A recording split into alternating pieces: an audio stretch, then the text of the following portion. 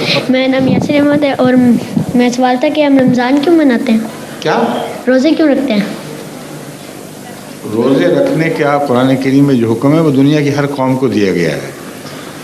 اس کی ایک وجہ یہ بھی ہے کہ جو امیر لوگ ہیں یا امیر ملکوں کے رہنے والے ہیں ان کو بھوک کا پتہ چلے کہ بھوک کیا چیز ہوتی ہے اور اپنے غریب بھائیوں کا خیال آئے۔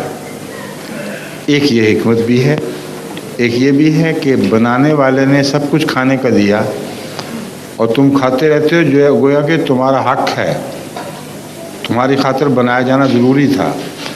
تو بنانے والے نے کہا اب میری خاطر رک جاؤ، میں نہیں چاہتا اس عرصے میں تم کھاؤ۔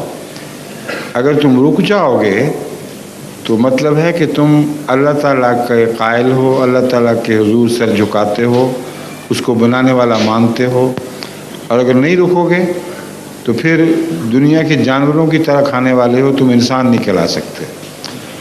تو روزے میں بہت سی حکمتوں میں سے ایک یہ بھی ہے کہ خدا نے کہا کہ میں نے سب چیزیں بنائی ہیں۔ دنیا میں اکثر کہتے ہیں ہاں جی ہم مانتے ہیں، تو اللہ کہتا ہے اچھا بھی فلاں وقت سے فلاں وقت تک نہ کھاؤ، میں نے بنائی ہیں تو میں روکتا ہوں تمہیں۔ جو رک جاتے ہیں ان کا ایمان سچا ثابت ہو جاتا ہے، جو نہیں رکتے اللہ تعالیٰ ان کو جھوٹا سمجھتا ہے، کہتے تم تو خام خواہ میرا نام لیتے تھے کہ میں نے بنائی ہیں، اگر میں نے بنائی ہوتی تو میرے کہنے پر رکتے کیوں نہیں؟ سمجھ گئے ہو؟ شکریہ۔